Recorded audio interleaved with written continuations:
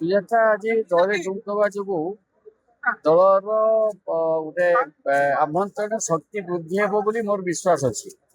ଆଉ ସିଏ ଜଣେ ଦକ୍ଷ ପ୍ରଶାସକ ହିସାବରେ ଦୀର୍ଘ 25 ବର୍ଷ ଧରିକି କାର୍ଯ୍ୟ କରିଛନ୍ତି ଏବଂ ତାଙ୍କର ଯୋଉ ଦକ୍ଷତା ଅଛି ଓଡ଼ିଶାବାସୀଙ୍କର କାର୍ଯ୍ୟ କରିବାରେ ଜଣେ ଦକ୍ଷ ଆଇଏଏସ୍ ଅଫିସର ହିସାବରେ ଏ ତାହା ଡେଫିନେଟଲି ଦଳ ପାଇଁ ଆମକୁ ସାହାଯ୍ୟ କରିବ। ତାଙ୍କ ସେଇ 25 ବର୍ଷର ଅନୁଭୂତିକୁ କାର୍ଯ୍ୟରେ ଲଗେଇବେ ଏବଂ ଦଳ ନବୀନ ପଟ୍ଟନାୟକ ଯାହା ନିର୍ଦ୍ଦେଶ ଦେବେ ଦଳ ନେତା ହିସାବରେ ସେ ଅନୁସାରେ ସେ କାର୍ଯ୍ୟ କରିବେ। ତେଣୁ ଏହା ସମସ୍ତଙ୍କ ପାଇଁ ଅତି ଉତ୍ସାହ ଆଉ ଉଦ୍ଦୀପନା ପ୍ରେରଣାଦାୟକ ନିଶ୍ଚିତ ଭାବରେ।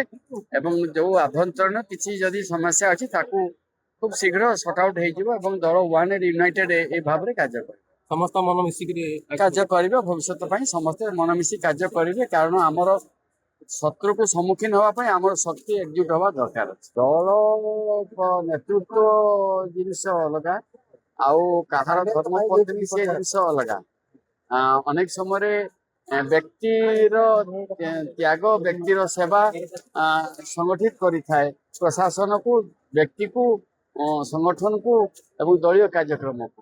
ତେଣୁ ବ୍ୟକ୍ତିର ବ୍ୟକ୍ତିତ୍ୱ ଯଦି ଜାହିର କରିକି କାର୍ଯ୍ୟ ହେଇପାରେ ତାହେଲେ ସଂଗଠନକୁ ନିଶ୍ଚିତ ଆଗକୁ ନବାରେ ବାଟ ଆସିବ।